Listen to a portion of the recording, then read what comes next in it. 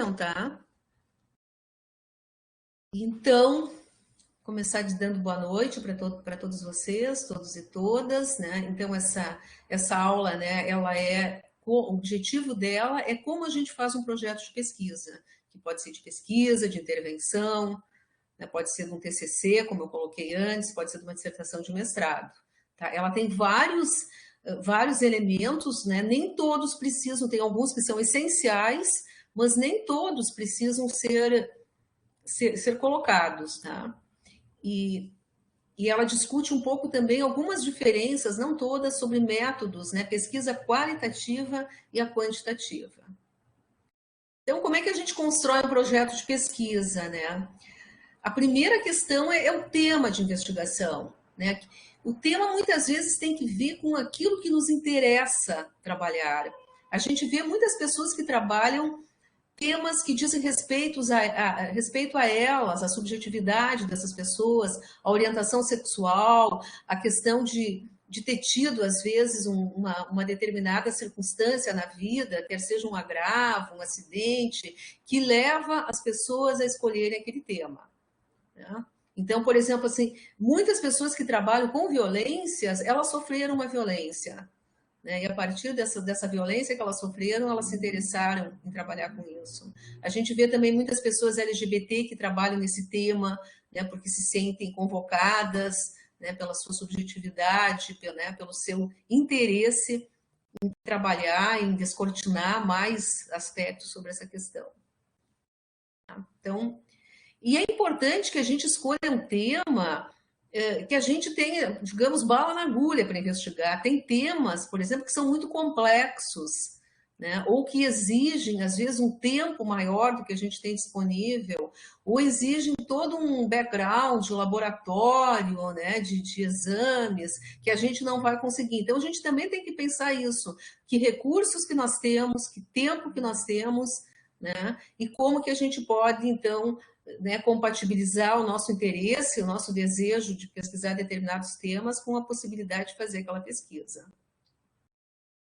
Bom, depois a gente delimita o problema. Às vezes a gente não tem bem claro, eu quero trabalhar gênero, sabe? Eu me interesso por gênero, mas daí é um mundo, é um manancial. A gente tem que ir afunilando.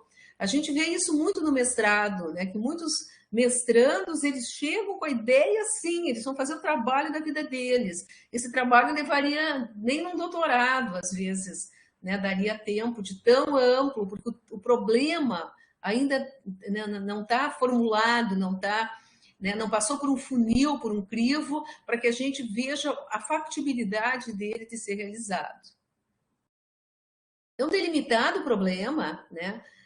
Então, eu estou querendo trabalhar com gênero, mas o que? Eu vou trabalhar aspectos teóricos, né, conceituais, eu vou trabalhar percepções de pessoas e vou entrevistar pessoas acerca disso, eu vou trabalhar, então, a questão ampla do gênero, vou trabalhar alguma coisa específica, né, pessoas, identidade de gênero, orientação sexual, né? Então, assim, a gente vai ter que ir afunilando e focando o nosso problema. Eu vou trabalhar a questão da violência de gênero, né? Então, isso ainda dentro da delimitação do problema.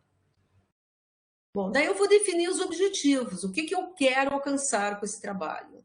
Tá? E os objetivos, depois a gente vai falar um pouquinho, eles variam bastante de acordo com as características da pesquisa. Uma pesquisa qualitativa, né, ela vai ter objetivos, digamos, de entender, de compreender, de aprofundar, né, a percepção acerca de um fenômeno. A pesquisa quantitativa, ela não pensa, né, em compreender, em identificar percepções, ela vai medir um determinado problema, né, ou ela vai comparar, né, ou ela vai traçar perfis, né, de populações em relação a agravos, a doenças, a problemas. Ela pode comparar essas populações entre si, ela pode acompanhar no tempo, né, trabalhar com séries históricas. Então, os objetivos aí são muito mais quantificáveis, né, do que os objetivos da pesquisa qualitativa. Bom, Daí a gente vai trabalhar com marco teórico conceitual ou fundamentação teórica, mesma coisa. Geralmente a gente fala em fundamentação teórica quando está falando em pesquisa quantitativa. E marco teórico conceitual ou referencial teórico quando a gente está falando em pesquisa qualitativa. A pesquisa quant, ela trabalha muito mais assim, ela vai ver aquilo que a gente chama o estado da arte. Então, o que já foi pesquisado sobre aquilo? Quais são as prevalências daquela doença em diferentes locais do mundo? Quais são as pessoas mais afetadas, né, por aquele problema, em termos de idade, de sexo, né, de orientação sexual, de situação socioeconômica, de classe social, etc. Tá? Isso é pesquisa quant. A pesquisa quali, ela vai trabalhar com grupos menores, né, e vai aprofundar, né, o conhecimento, a busca do conhecimento acerca daquele problema. Tá? Então, por isso, aqueles objetivos que eu falei para vocês, né, que tem que ver com... Ai, não tô... Eu clico aqui e não aceita. O que está me havendo desse computador? Que saco.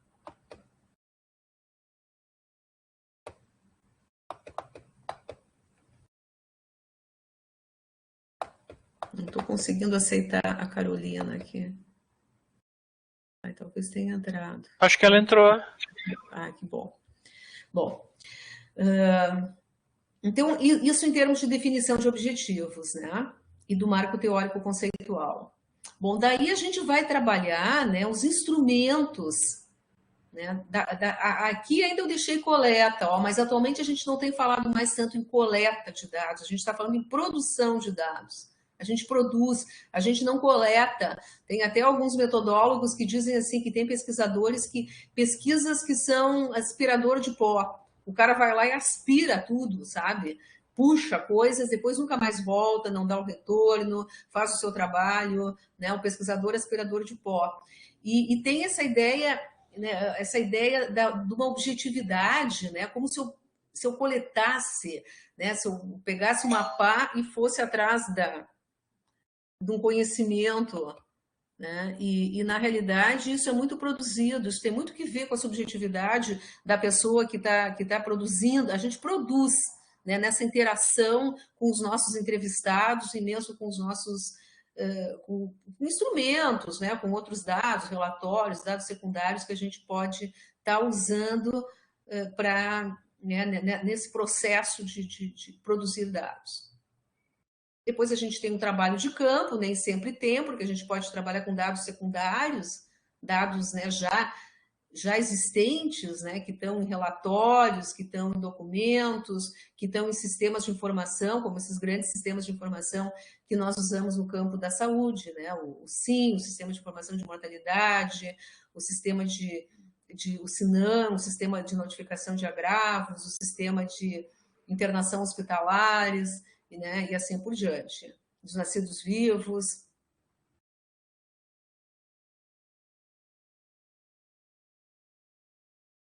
Bom, então nessa fase exploratória, que tem que ver com esses elementos todos, né, coisas que a gente precisa ter, características que a gente tem que ter, né, e atividades que nós vamos fazer. A gente precisa fazer uma pesquisa bibliográfica disciplinada, crítica e ampla, né? Ou seja, às vezes a gente vai meio que ao léu, né? Pega uma dissertação de mestrado, dá uma olhada na bibliografia que eles usaram, né? Vê algumas anotações de aula e assim por diante. Mas o melhor é a gente buscar, então, sistemas, né? Sistemas como o Cielo, que é um sistema, né, da nossa literatura nacional, o sistema como o Medline, né, que é um sistema que trabalha mais da área da saúde, e daí fazer uma pesquisa mais disciplinada, né, mais sistemática. Então, nós vamos pegar as palavras-chave, né, e nós vamos procurar usando as nossas palavras-chave. Então, nós estávamos pensando em gênero, né, trabalhando, por exemplo, violência de gênero. Então, eu vou colocar violência e gênero, né, ou violência e mulher, se eu estou pensando em violência de gênero que incida né, em relação à mulher. E daí vai vir um rol, às vezes, enorme de trabalhos, né? Então, a gente já vai limpando, né, nesse primeiro momento de pesquisa, nós já vamos tirando, assim, por exemplo, a gente não quer saber de revisão de literatura, então a gente tira todas as revisões de literatura. A gente só quer estudos brasileiros, a gente não quer estudos de outros locais, né? A gente não quer estudo, até podemos ter estudos brasileiros, por exemplo, em português ou inglês, tá? Então a gente pode deixar, mas a gente pode querer só a língua portuguesa e excluir os demais. A gente quer só de 10 anos para cá, as coisas mais antigas não nos interessam. Então a gente vai botando filtros nessa nossa pesquisa para não ficar com 10 mil artigos que a gente não vai conseguir ver. Quando a gente. Quer fazer uma pergunta? Não, acho que eu pensei aqui, desculpa. Estou com o áudio ligado, desculpa. Ah, não, tudo bem. Então, isso significa uma pesquisa disciplinada, né? Crítica também. Por exemplo, tem muitos artigos, mesmo que estão dentro do nosso escopo, são brasileiros em língua portuguesa nos últimos 10 anos e falam sobre violência contra a mulher. Mas tem alguns, por exemplo, que trazem situações muito ou repetidas, né? Então, trabalhos que são feitos, muitos trabalhos similares, né? Trabalhos que usaram dados do Sinam, por exemplo. Esses eu não quero, porque eu vou mesmo, nós mesmos, né? O pesquisador vai usar os dados do Sinam. Ou trabalhos assim que envolvem um período de tempo muito pequeno, ou que é um trabalho feito numa ONG, sabe? Feito num lugar que não tem muita representatividade. Eu estou dando exemplos de como a gente pode filtrar, né, e analisar criticamente essa nossa pesquisa bibliográfica para a gente não se atolar em artigos e depois acabar pegando meio que a esmo. Eu vejo muita revisão integrativa, sabe, que eu acho que não adianta para nada esses estudos. Por quê? Bom, o cara foi lá pesquisar, vamos pensar, meningite meningocócica, né? Bom, daí ele achou 10 mil trabalhos sobre isso. Daí ele ele acaba ficando, primeiro tirou todos da língua inglesa, tirou os mais antigos, tirou não sei o quê, né? Mesmo assim, ele ficou com um número muito grande de trabalhos. E daí ele acaba ficando, analisando 20 trabalhos, 30 trabalhos, a gente não sabe por quê. Pô, ele tinha 1.000 e de repente ele passou para 30, sabe? O que aconteceu nesse ínterim aí, sabe? Então, bom, daí isso não é uma revisão sistemática, é uma revisão de alguns trabalhos. E isso não vai ter muita importância para quem está trabalhando no assunto. Porque uma boa revisão de literatura, ela é como um mapa de viagem para quem vem depois. Só que ela tem que ser bem feita. Se ela é mal feita, se ela pega aleatoriamente algumas coisas, ela não tem uma grande representatividade, ou ela pega muito trabalho que não tem lá grandes importâncias, isso não importa. Não sei se vocês concordam comigo. Ela? Eu não sei onde levanta a mão aqui, que eu tive que vir para o celular. Eu queria te fazer uma pergunta sobre o TCC1. A gente precisa fazer no TCC1 um referencial teórico? Ou essa Geralmente, parte a gente faz no 2?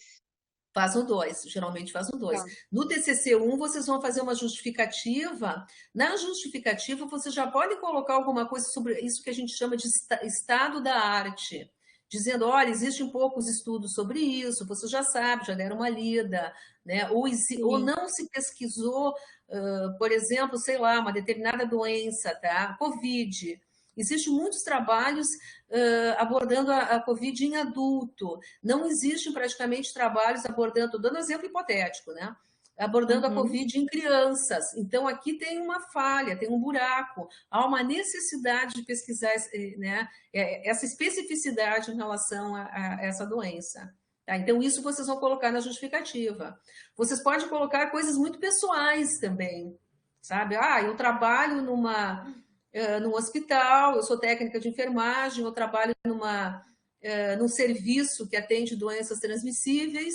Então, eu particularmente tenho uma vivência com isso, eu gostaria de saber mais, né, e de aprofundar esse tema né, por meio do meu TCC. É uma motivação pessoal, né, mas ela é absolutamente válida. Tá? Então, isso também vocês podem colocar. E assim quanto à organização dessa parte da pesquisa bibliográfica, até eu estava ouvindo tu falar assim que realmente eu no começo, quando comecei a separar as leituras e tal, eu tinha muita coisa, porque até me surpreendi, eu achei que não ia ter muito trabalho, eu fui na base de dados do Cielo e já tem bastante trabalho sobre esse assunto. Só que eu Qual acabei é o pegando tema? alguma coisa e eu fiz um recorte. Oi? Qual é o tema que tu está trabalhando? Eu estou vendo a saúde do trabalhador e daí a questão da situação de saúde dos profissionais de saúde, né, no contexto Tem da pandemia. bastante coisa. Já Tem tem bastante muita coisa, assim, muito material bom, eu me surpreendi, só que agora eu estou selecionando para não ficar também demais, eu estou vendo o que, que vai ser os meus específicos, além do geral ali, que vai ser os meus desdobramentos, né? E aí Sim. eu estou tentando dar uma selecionada para não, também não me perder, né? Às vezes tem trabalhos que são muito similares, daí tu escolhe o melhor deles, né? Ou um deles que seja, né? Então também tem isso. Às vezes tem uma especificidade muito grande, tu está trabalhando a saúde do trabalhador, tá? Mas né, o pessoal da saúde. Então, tu pode pegar uma categoria, né, para não pegar todos. Então, né, vai fazendo os filtros de maneira que tu não, né, não se afogue na quantidade Isso, de literatura que existe, porque a quantidade de coisa escrita é absurdamente grande. A gente não dá conta, a gente faz verdade, recortes. Isso também verdade. justifica a produção. A gente, né, constrói dentro da nossa possibilidade. Obrigada. Aí a gente fala em humildade, né? Humildade é uma coisa que a nossa sociedade esqueceu. Mas assim, a gente vai fazer trazer uma pequena pastilha, digamos, para esse mosaico do conhecimento, né? E a gente vai ter que adequar com isso, com o nosso tempo, a nossa disponibilidade, o nosso recurso, né? Se a gente consegue assim uma pequena contribuição original, a gente já tem que se dar por muito satisfeito, né? Por isso, porque o conhecimento ele é demorado, né? E não é bem assim a gente construir algo novo, original e que realmente vai fazer a diferença, né? Então, a Cecília Minay diz que, né, reconhecer que o conhecimento tem um caráter provisório, aproximado, parcial, vinculado ao real e condicionado historicamente. Né? Isso, aquilo que era 50 anos atrás, que estava em voga, às vezes já caiu por terra. Né? Então, essa reformulação constante também.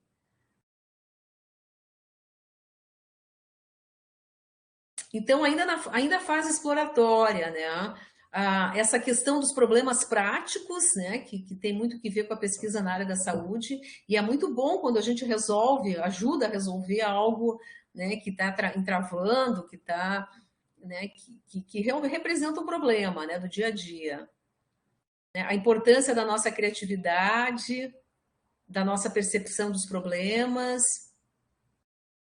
né? E daí, ainda, agora não é a Cecília, o César que diz, César Victora, com criatividade, sorte, um estudo bem planejado, os resultados poderão ser do mais alto interesse científico.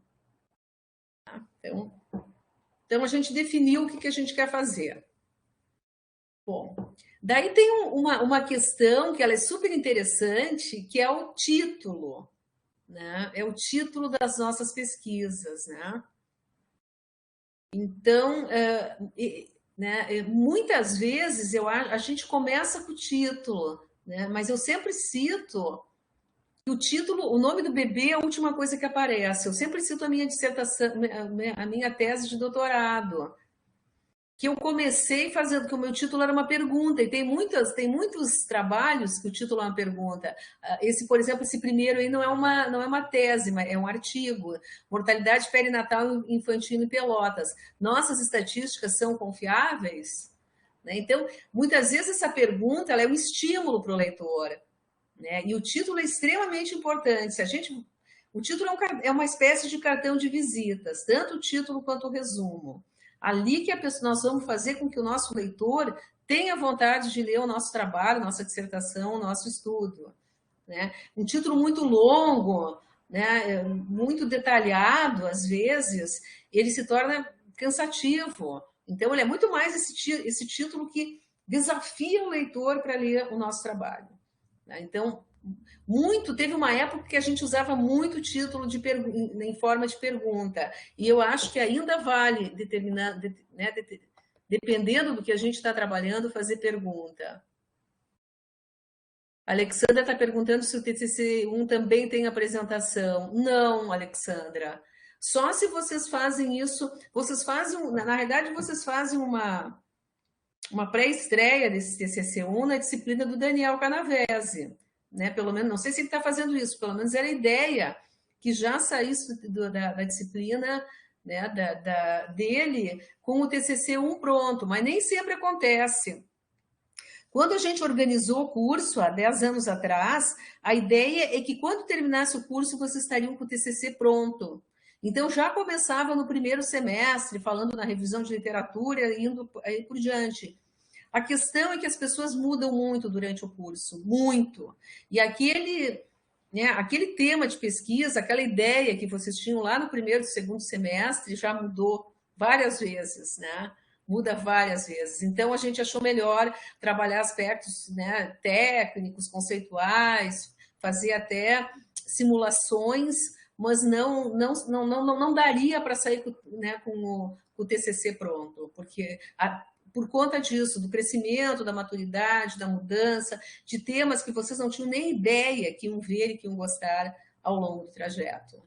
Tá? Então, o TCC1 não tem apresentação. Geralmente, o próprio professor avalia. Tá?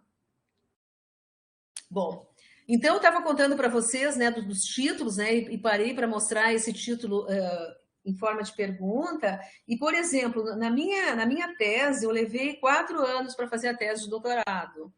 E eu queria trabalhar a violência de pais contra filhos, tá? E a minha ideia é que adolescentes, né, que sofriam violência doméstica do pai, né, do pai e da mãe, ou tinham algum outro tipo de violência na rua, na escola, né, violência sexual, que adolescentes que tinham histórico de violência, eles eram mais agressivos que os outros, eles manifestavam o sofrimento causado por essa doença, por essa violência, por meio da agressividade, que poderia então, também se manifestar na escola e em outros locais. Essa era a minha hipótese de trabalho. Tá? Então, o meu primeiro título foi Por que os nossos adolescentes são tão agressivos? Um estudo sobre, né, a violência doméstica e a adolescência. Daí quando eu começo a entrevistar as famílias e os adolescentes, eu começo a perceber que essas famílias são extremamente violentas com esses adolescentes, e a escola é violenta, e o contexto urbano é violento. E daí eu mudei, lá pela metade da minha tese, eu mudei e passei a chamar Por que somos tão agressivos com os nossos adolescentes? Tá? Então, eu mudei 180 graus. Tá? E no final, eu já achei que não era mais isso. No final, depois que eu entrevistei 74 famílias. Tá? E no final, nossa, aquilo foi a bagagem que eu obtive nesse trajeto. Todas as entrevistas fui eu que fiz, porque tratava um tema que era tabu, muito tabu na época, que era a violência. Então, todas as entrevistas eu fiz. E em cada família eu entrevistava 2 a 3 pessoas. Quando era uma família monoparental, eu entrevistava a mãe e o adolescente, porque geralmente a família monoparental é mãe e adolescente. E quando era uma família que tinha, né, o pai e mãe, eu entrevistava pai, mãe e adolescente. Então, eu entrevistei 213 pessoas num ano de trabalho. Ao fim desse ano, eu já não achava mais que esse título valia a pena. Eram títulos de passagem. Né? E daí, eu estava num grupo, eu estava fazendo um curso de especialização em saúde mental, que estava me ajudando muito a trabalhar com essa questão da violência. A psicologia nos ajuda muito quando a gente trabalha com violência. E daí eu fiz um inquérito entre os meus colegas, psicólogos, assistentes sociais, psicanalistas que faziam esse curso, e eu perguntei para ele, eu disse, olha, eu acho que eu vou chamar famílias despedaçadas, porque eu encontrei muitas famílias, nossa, despedaçadas. E daí 2 pontos, um estudo sobre agressividade, né, na adolescência. E daí meus colegas disseram assim, não, famílias despedaçadas dá uma ideia de irrevogabilidade. Coloque famílias em pedaços, que dá uma ideia que elas estão em pedaços, mas esses pedaços podem ser recompostos. E daí ficou esse título. Então, o título é uma coisa super importante e não precisa ficar até o fim, sabe? Na pós-graduação, eles não querem que mude o título. E, pô, e o título é muito importante. É o nome da criança. Tá? Então, essa aqui é a minha história sobre os títulos. E é super importante. Não tem um título chato. Bom, um esquema de projeto quantitativo, tá? Então, ele vai ter uma justificativa, isso que eu falei para vocês, né? O estado da arte, e o porquê que a pessoa quer, né, investigar aquilo ali. Já tem alguma literatura lida dizendo, olha, tem um buraco aqui, isso aqui não se conhece muito bem, é importante que se faça, tá? Depois tem os objetivos. Tá? Às vezes tem trabalhos que a pessoa põe 10 objetivos, tá? Eu tenho, assim, a coisa do triunvirato, tá? Para os objetivos. Geralmente eu tenho um objetivo geral, que é um guarda-chuva, ele é amplo, tá? E ele abarca outros objetivos específicos, eles estão ali dentro, tá? E geralmente eu tenho 2 objetivos específicos, 2 a 3, não mais que isso, a gente não tem como fazer.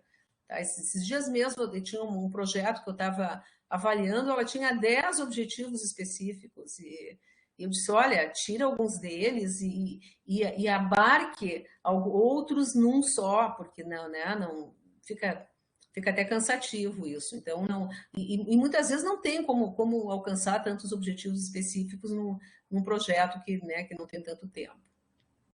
As hipóteses, geralmente os estudos quantitativos têm hipóteses, os estudos qualitativos a gente até faz hipóteses, mas a gente não coloca de uma forma tão quadradinha como no estudo quant, que ele vai botar, a minha hipótese é que pessoas que vivem aglomeradas, né, têm maior probabilidade de ter doenças infecciosas. A minha hipótese alternativa é que pessoas que não estão aglomeradas não têm, sabe? Então, o quant, ele faz esse jogo, porque depois vai fazer uma análise quantitativa, testes de hipóteses, né? E os testes de hipóteses sempre tem isso, né? H1 e H0, né? H0 e H1, a hipótese de unidade, que não tem diferença, e uma hipótese alternativa, que é aquele, né?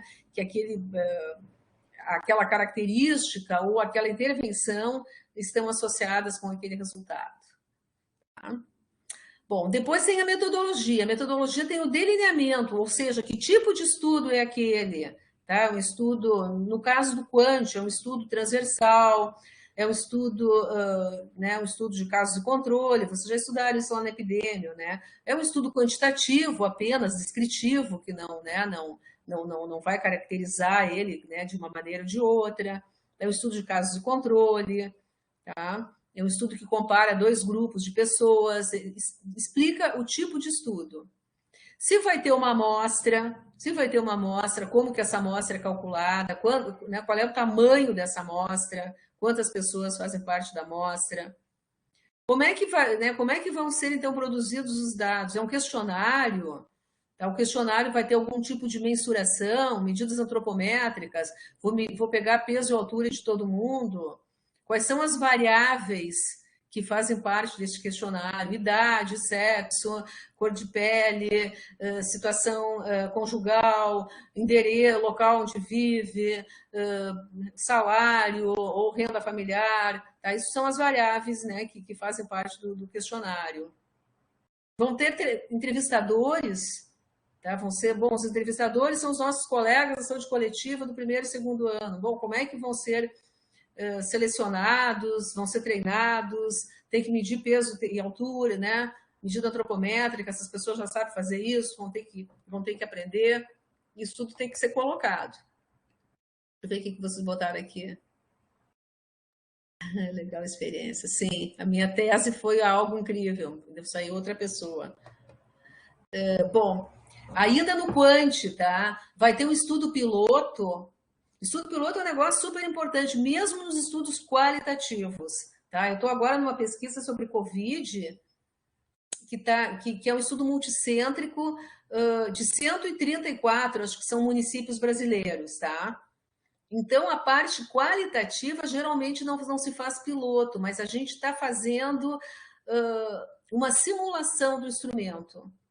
Uma simulação do instrumento, que equivale a um piloto do estudo quantitativo. O que significa isso? As pessoas que vão entrevistar, elas são mestrandas, tá? Uma delas pega, né, o roteiro da entrevista, tá? E a outra, ela simula uma pessoa, né? Uma pessoa que vai estar sendo entrevistada. E uma terceira pessoa observa. Tá? Então, isso equivale ao estudo piloto. Tá? O estudo piloto, a gente aplica o nosso instrumento, tá, numa população similar àquela que vai ser pesquisada. Tá? E se não tiver grandes mudanças, a gente pode aproveitar o piloto. Tá? Se mudou completamente, como nós mudamos aqui, né, o meu projeto inicial foi completamente mudado, então, né, se fosse usar isso como piloto, não valeria nada. Mas, às vezes, a gente só dá uma mudadinha no piloto. Esqueci de perguntar quantos filhos a pessoa tem, veja só, perguntei, né, se já teve filhos, já teve uma gravidez, mas esqueci de perguntar quantos filhos vivos, se teve alguma perda, ou melhor, perguntou quantos filhos vivos, mas não perguntou se houve perda, sabe? Então, acrescentou isso, mesmo assim dá para usar o piloto. Bom, aquela pergunta ali vai ficar, né, com um problema, mas as outras ficaram iguais, toca a ficha, porque é muito caro. Quanto mais gente a gente tem que entrevistar, mais caro fica o nosso estudo, mais tempo, despende, etc. e tal. Tá? A logística, né, gente? Vamos ter que pensar na logística. Né? Então, né, número de questionários, nós vamos usar em tablet, vamos usar papel, vai ser questionário por telefone, né? Como é que vai ser? Nós vão ser colocados, né, os resultados vão ser colocados já numa planilha Excel ou num software que a gente está usando para fazer análise. Né? Vai ter que ser, as pessoas vão ter que se locomover, vai ter que pagar diária, né? Vai ter que pagar por questionário realizado, né? Vai ter um repique de questionário para testar a fidedignidade, isso é feito em alguns estudos. 10% dos questionários são refeitos para ver, porque muitas vezes o entrevistador mercenário, que pode ser estudante, pode ser, né, um estudante de um curso da área da saúde, mas ele não está interessado naquela pesquisa, ele está interessado em fazer rapidamente os questionários. Então, às vezes, o questionário foi mal feito, né, tinha coisas que poderiam ter... Então, por isso, né, se faz um controle de qualidade. Né, nos estudos quânticos, isso é muito comum. Tá? Quando tem, né, resultados de exame laboratorial, idem. Tá? Bom, depois tem uma etapa de processamento e análise de dados, né? Que então, feito um banco de dados, né? Vai ter que fazer uma limpeza nesse banco. Muitas vezes se faz dupla entrada, sei lá, tem 1000 pessoas, tá? Todas elas, então, vão entrar 2 vezes. Porque quando tem a dupla entrada, o EpiInfo faz isso, que é um software que se usa muito na área da saúde, ele é simplão,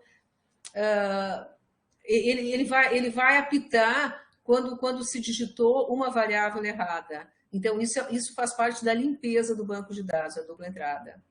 Tá? E os aspectos éticos, que nós vamos falar um pouco mais deles depois. Tá? Bom. Depois tem a questão da divulgação dos resultados, né? Isso, às vezes, tem um cronograma para dizer, olha... né, ao término disso, vai se fazer um relatório, vai se fazer um artigo, vai se apresentar, né, num grupo de pessoas que eram respondentes, participantes dessa pesquisa, um cronograma, tem um orçamento, as referências bibliográficas e como anexos os questionários, manual de instruções, o termo de consentimento livre esclarecido.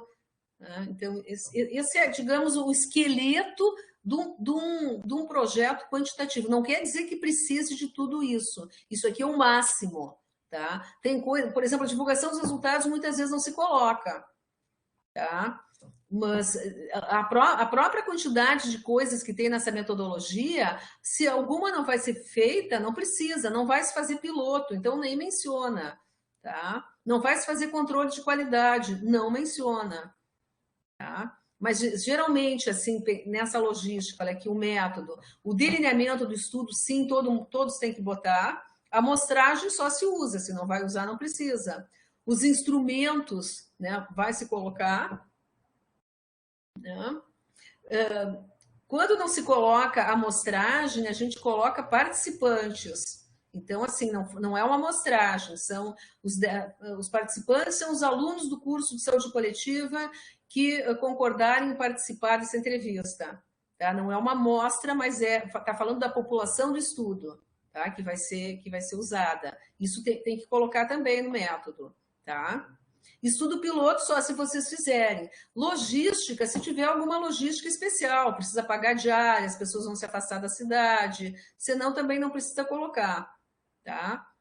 Processamento e análise de dados, geralmente a gente coloca análise de dados, sim, como é que a gente vai fazer análise, e aspectos éticos também tem que colocar. Tá? Ficou claro? Eu até deveria ter botado de uma outra cor, até depois eu vou colorir em vermelho aquilo que é de praxe que se coloque. Vou deixar os outros, tá? Para vocês terem mais claro, então, quais são os elementos que tem que sempre constar de um projeto quantitativo. Ok? Bom, daí quando ele é qualitativo, tá? Ele tem algumas diferenças. Tá? Então, primeiro a definição, né, do tema e do problema da pesquisa. Tá? E isso pode estar junto na justificativa, a definição do tema e do problema. Depois os objetivos, né? A base teórica e conceitual eu vou deixar, então, muitas vezes se coloca, mas às vezes se deixa para um segundo momento. Então, por exemplo, no TCC1, como vocês me perguntaram, vocês não vão precisar colocar a base teórica e conceitual, vocês vão colocar a justificativa e nessa própria justificativa vão definir o tema e o problema de pesquisa. Tá? Vão botar os objetivos, né? Então, né, para que a gente pesquisa, a metodologia, como que a gente vai fazer, né, o orçamento, né? Eu não curto muito essa coisa de orçamento, mas o pessoal pede, né? O orçamento é importante quando a gente está pedindo recursos para fora, para uma instituição de pesquisa, para o CNPq, para a CAPES, e quando tem recursos, quando o orçamento é a caneta BIC, é o notebook do pesquisador e mais folha de papel, não sei o quê, eu acho que é supérfluo, mas o pessoal pede que se coloque, então tem que se colocar, né? O cronograma, que é importante para a gente ter uma ideia e para o próprio autor do projeto saber o que, né, detalhar de tal maneira que ele saiba como se comportar no tempo que ele tem, né? Ele não pode deixar todo o tempo para ele ficar lendo, fazer um referencial teórico, né? Então ele tem um ano para fazer isso, ele vai gastar 6 meses lendo e depois ele vai mandar para o comitê de ética, e daí a coisa começa a funilar e ele não vai conseguir fazer um bom trabalho. A leitura, ela acompanha a gente no projeto de pesquisa do início ao fim, tá? Mas a gente não pode travar porque está lendo coisas ainda. Tá? Alguma pergunta? Estão ainda aí? Por enquanto, tranquilo para mim. Estamos. Foram embora, giram. Bom, então a definição do tema, acho que eu já falei isso para vocês, né? Alguns autores dizem que é interessante, a Cecília, nesse livreto, né, que eu mostrei, que eu coloquei ali o link para vocês, eu vou colocar, então, especificamente fora do cronograma, tá? É um livrinho pequenininho, mas ele é muito precioso, ele não tem conversa fiada, ele vai direto ao ponto e tem todos os elementos, né, do projeto de pesquisa. E é feito pela Cecília Minayo, uma das pesquisadoras mais importantes da área da saúde desse país, tá? Então, vale a pena vocês lerem, eu gosto bastante dele. Então, assim, nesse livrinho eles dizem assim, né? Ela diz, formule o problema como uma pergunta. Daí eu botei um exemplo ali de uma pesquisa que eu faço há mais de 10 anos. O que são rotas críticas? Não? O problema tem que estar claro e preciso. Então, bom, qual o itinerário que as mulheres fazem quando decidem dar um basta à violência? Eu precisei um pouco mais dessas rotas críticas, né? Pensando nelas como itinerário, né? e delimitar ainda mais ainda como é que funciona a rota crítica na cidade de Porto Alegre, né? Ainda eu poderia botar a rota crítica das mulheres na cidade de Porto Alegre durante a epidemia de Covid. Tá? Então, essa coisa da gente ir, né, ir afunilando o problema. E ainda em relação à justificativa, então, por que fazer o estudo, que motivos justificam a pesquisa, que contribuições que ele vai trazer para a compreensão, intervenção e solução do problema. Tá? Essas contribuições, muitas vezes, a gente coloca no final. Por exemplo, quando a gente faz pesquisas para o CNPq, no final a gente tem que botar algo que é mais ou menos isso, é impacto, né? Os resultados esperados, né? E a possibilidade desses resultados acionarem transformações sociais, né? Que seria isso, seriam as contribuições, né, dessa intervenção, né, desse estudo, né? E a implicação, a minha implicação na pesquisa, que eu já coloquei para vocês antes. Mesmo nos estudos quantitativos, uma vez não podia nem falar em primeira pessoa do singular. Era tudo, né, no neutro, observou-se, fez-se, contou-se. Né? Atualmente, mesmo os quantitativos, eles estão mais abertos, né, para a marca, né, para digital do pesquisador. Que é isso aí, qual a minha implicação na pesquisa, o que eu faço, o que eu tenho feito, como é que eu me relaciono com essa pesquisa, o quanto que ela me envolve, né? Por que, né? Então, essa questão que pode ser muitas vezes ela é muito prática, muito objetiva, mas ela também tem um teor, né, de subjetividade, né, de afeto com aquele tema. Bom, os objetivos, tá? Aqui eu coloquei alguns objetivos de pesquisas que eu já fiz. Tá? Eles podem ser para pesquisas quant ou quali, vocês vão ver que tem das duas. Tá? Então, como objetivo geral, eu botei conhecer as iniciativas de resistência cotidiana das mulheres no enfrentamento da violência. Então, essa foi uma pesquisa que eu fiz. E agora estou fazendo uma que também segue com essa perspectiva, saber como que as mulheres resistem, né? Porque a gente tem trabalhado muito com os dados estatísticos, já se melhorou muito nesse país em relação à violência, né? De saber quantas que são, onde que é, né? As características demográficas das pessoas atingidas. Mas as estratégias de enfrentamento, ainda a gente tem pouca coisa pesquisada. Né? Específico agora, identificar as representações das mulheres em relação à violência de gênero. Uma pergunta, professora, desculpe interromper. No caso, eu vou fazer sobre câncer de mama. Eu posso usar como objetivos, assim, conhecer a resistência do cotidiano das mulheres no enfrentamento à doença ou aos exames? Eu posso usar como objetivo? O conhecer, compreender, saber, entender, perceber, são objetivos que a gente usa para pesquisa qualitativa. O teu estudo, então, eu te pergunto, o teu estudo é quantitativo ou qualitativo? Não, eu ainda não sei, porque eu estou em contato com a minha orientadora, ela não me passou nada ainda. Então, por isso que eu estou com essa dúvida também, por isso que eu fiz essa pergunta.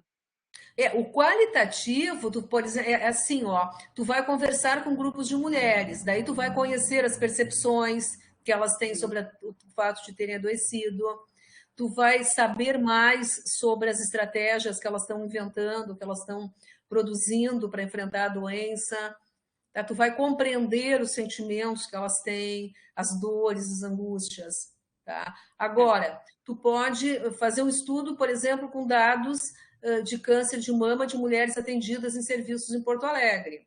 Um estudo quantitativo. Tá? E daí tu vai saber a idade que elas tiveram diagnóstico, né? Que tipo de atendimento que elas tiveram, quanto tempo depois do diagnóstico começou o tratamento, se isso demorou muito, tá? Como que elas estão agora, quantas que morreram. Daí tu vai identificar, tá? Tu vai calcular, por exemplo, né? Tu pode calcular as taxas, né, de incidência da doença na cidade de Porto Alegre. Tu pode identificar fatores de vulnerabilidade, né? Então, mulheres que não tinham acompanhamento em saúde, né?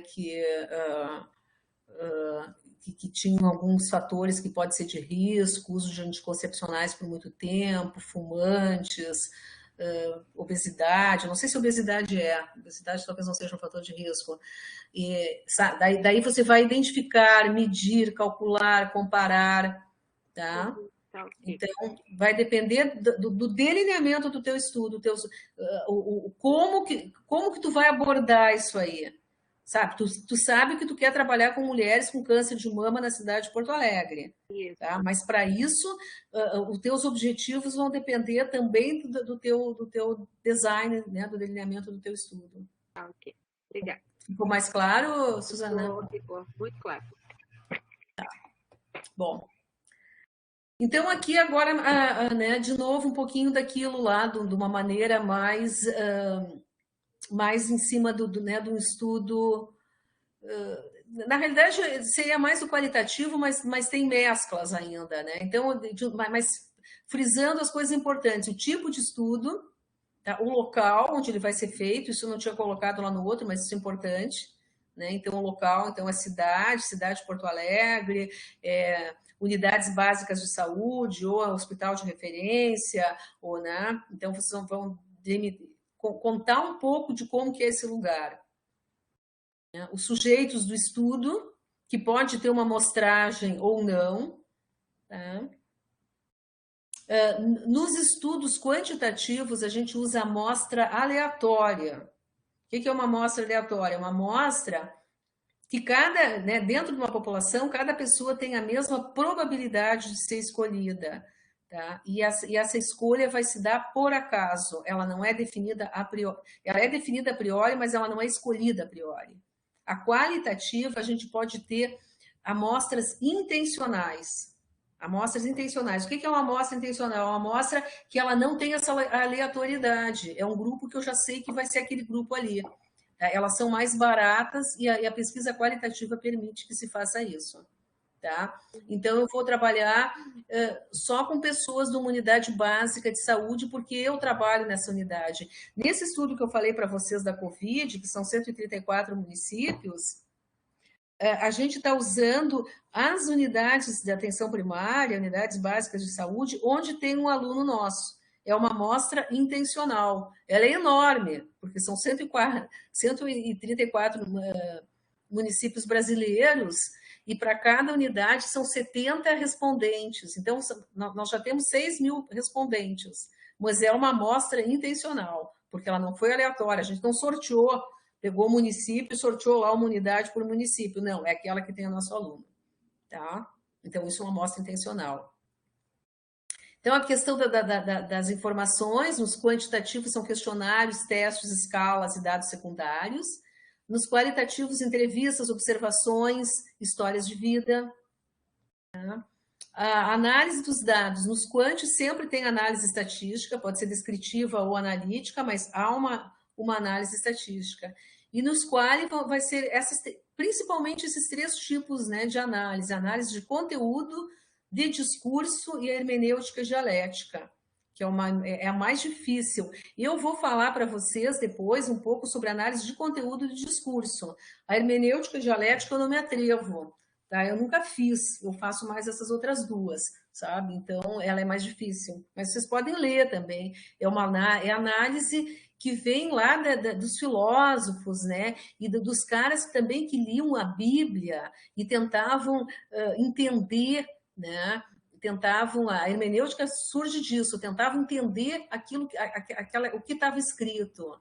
Né? E as pessoas, então, os metodólogos, né, de origem, que tem uma vertente mais marxista, né, eles trabalham a hermenêutica dialética, né, que eles chamam, então, a partir desses pressupostos, tanto da dialética quanto do marxismo, vai se entender uma situação social, né, muito em termos de conflitos e contradições e mudanças, que é essa abordagem dialética. Mas eu nunca trabalhei com esse referencial. As referências, né, que também vocês... Como é que é essa coisa das referências? Geralmente, tá, nas dissertações, nos TCCs, se usa a BNT, tá? E quando vocês fazem um artigo, vocês vão usar o tipo de referência que a revista pede. As revistas de saúde geralmente pedem referência tipo Vancouver, né? Então, a gente já faz o artigo usando a referência pedida, né, pela revista para não ter que mudar depois.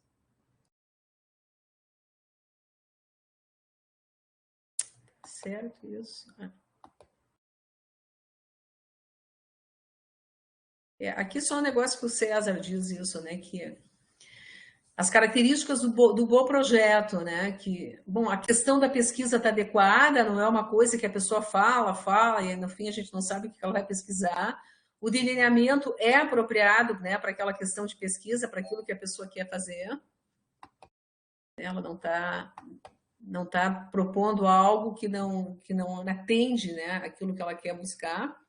O método tem que ser rigoroso, factível, e a equipe de pesquisa, a gente sempre olha. Quando a gente olha um artigo, a gente vê de onde que as pessoas vêm, sabe? É Universidade USP, é bom, Campinas, né? Pode ser até um bias da gente, um vício, mas a gente olha, é da USP, é da Unicamp, é da URGS, é da Federal do Pernambuco, Federal da Bahia, é da Universidade de Tocantins, Federal Tocantins. Ninguém conhece. Então a gente tem isso. Pode ser preconceito, tá? Mas, né, pode ser um trabalho super bom da Universidade Federal Tocantins, mas a gente sempre olha com uma certa, né, com um certo distanciamento. E depois a apresentação, né? O texto é claro, conciso, organizado, tem índices, seções, diagramas, tabelas, sem erros, né? Às vezes tem. Agora, por exemplo, a minha aluna me mandou o projeto dela, né? Do mestrado, para ir para a qualificação. E o sumário dela, ela tinha copiado de outro lugar e ela não adequou para o trabalho dela. Eu fiz isso para ela, mas fiz porque eu sou bondosa, eu diria, porque geralmente os professores ficam bem incomodados com esse tipo de coisa, né? Copiou um negócio lá e não adaptou, mas acontece. Bom, daí, como vocês estavam com dúvidas também, né, em relação à questão da ética em pesquisa, né?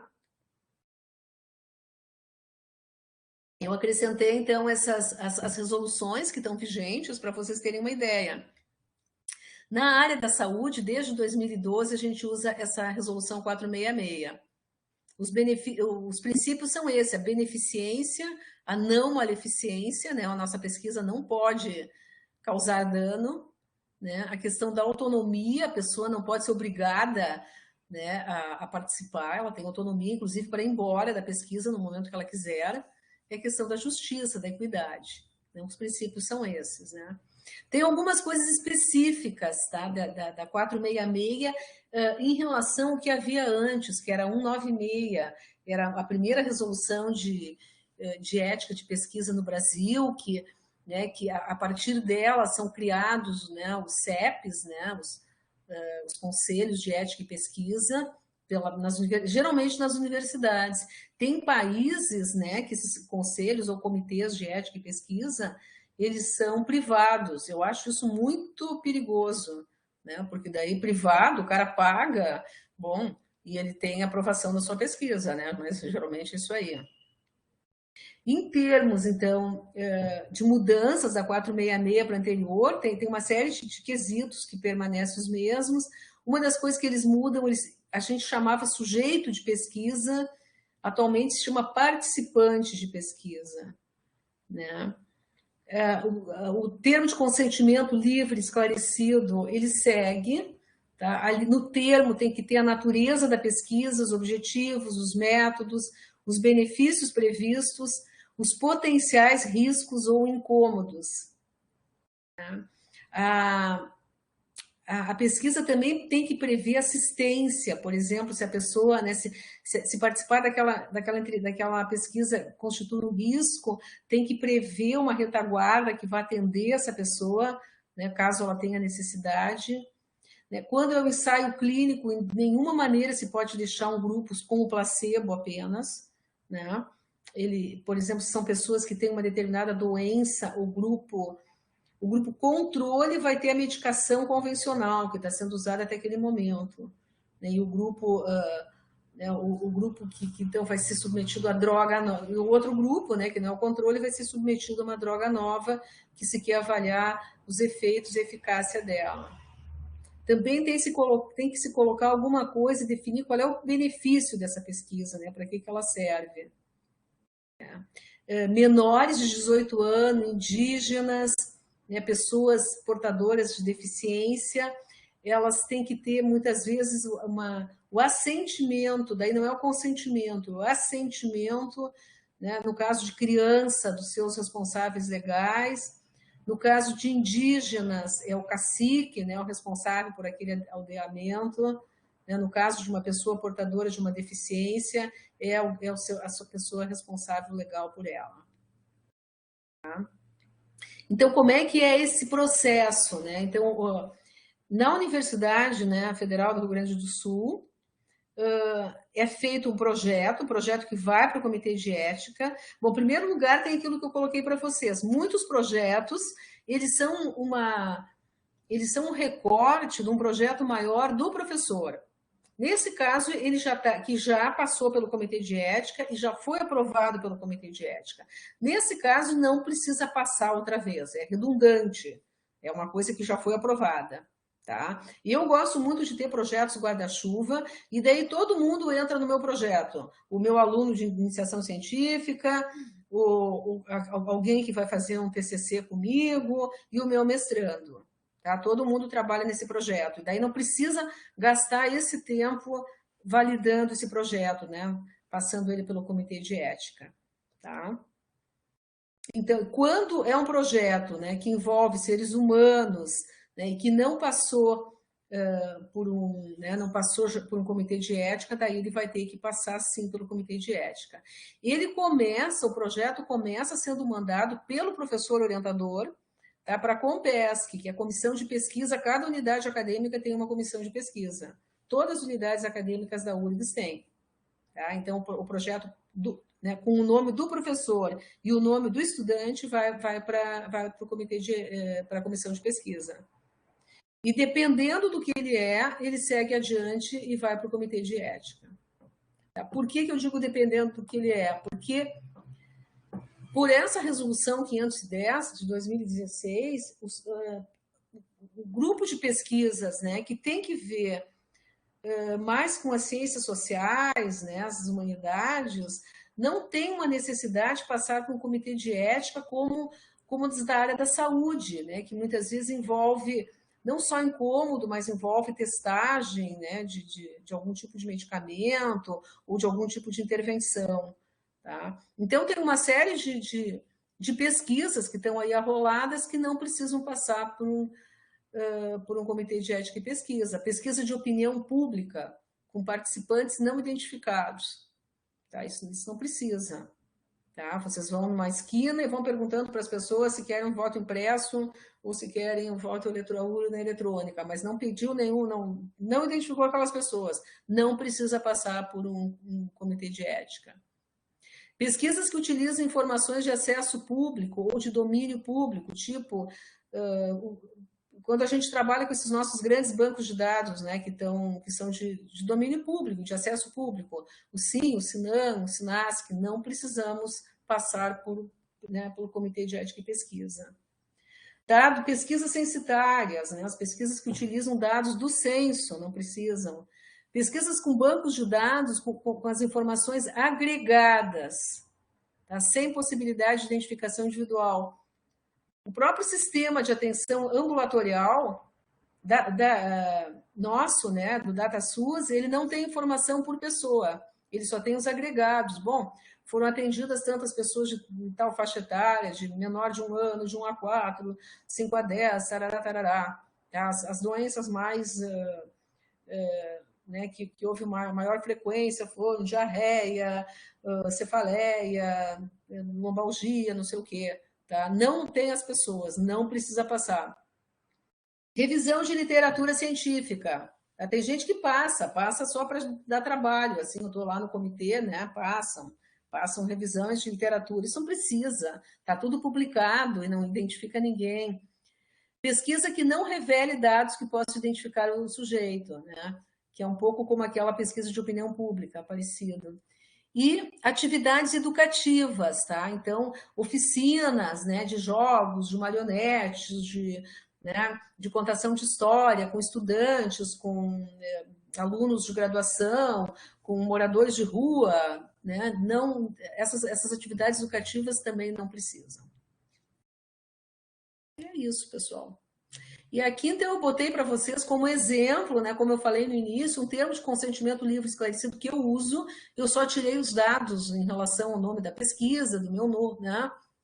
Ali, senhora, né, no caso, eu deixei senhora porque é uma pesquisa com mulheres, mas poderia ser o senhor ou a senhora. Ali vai o nome da pessoa, né? Para participar na pesquisa denominada, daí seria o nome da pesquisa, cujo objetivo é, geralmente, um objetivo bem simples, em termos bem populares, para que as pessoas entendam, não é? Definir e calcular a média aritmética, não sei o que lá, não, é ver o perfil, né, dos doentes da doença X, uma coisa mais simples. E aí tem, então, todos, né, esses elementos, né, que vai ser, que a gente não vai divulgar os dados da pessoa, né, a gente vai manter a confidencialidade das informações, as conversas vão ser gravadas e armazenadas, com acesso apenas pelos pesquisadores. A divulgação é feita em artigos e relatórios, sem identificação do nome, sem identificação de situações que possam, né, identificar a pessoa. Então, as pessoas que vão, né, coletar, que vão produzir esses dados, possuem formação profissional, né, vão dar orientações. A participação do estudo é voluntária, a pessoa pode desistir em qualquer momento, sem qualquer consequência ou prejuízo. Então, isso tudo tem que dar. Até se vocês conseguem uma maneira mais simples, quanto mais simples, melhor. Tá? E mais enxuto, melhor, como coloquei antes. A gente não vai expressar juízos de valor ou constrangimentos. Né? Se a partilha da experiência, né, ou a conversa vai lhe causar desconforto, tá?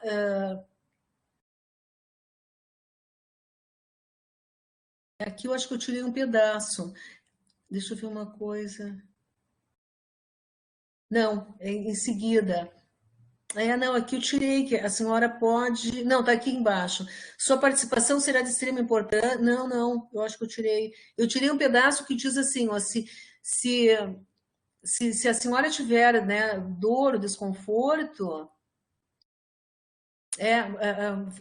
pode se retirar da pesquisa sem nenhum prejuízo. Faltou isso aí. Eu vou ter que arrumar esse slide, mas isso eu farei depois, tá? Faltou isso, que a pessoa pode se retirar da pesquisa em qualquer momento, sem nenhum ônus, sem nenhum prejuízo, sem nenhum constrangimento por isso, tá?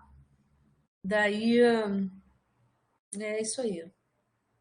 A sua participação será de extrema importância, uma vez, né, que vai ajudar a criação de ações e políticas públicas, e se concordar, ela vai assinar, né, o local e a data. Em caso de dúvida, né, daí então tem o endereço, tem o telefone, né, o pesquisador, o nome dele, no endereço e no telefone e tal, né, para a pessoa poder telefonar. Tá? Então, isso é um modelo simplificado, né, porque, como eu coloquei para vocês, tem outros com mais dados, de um termo de consentimento livre esclarecido. Então, era isso, pessoal. Eu vou parar a gravação e daí nós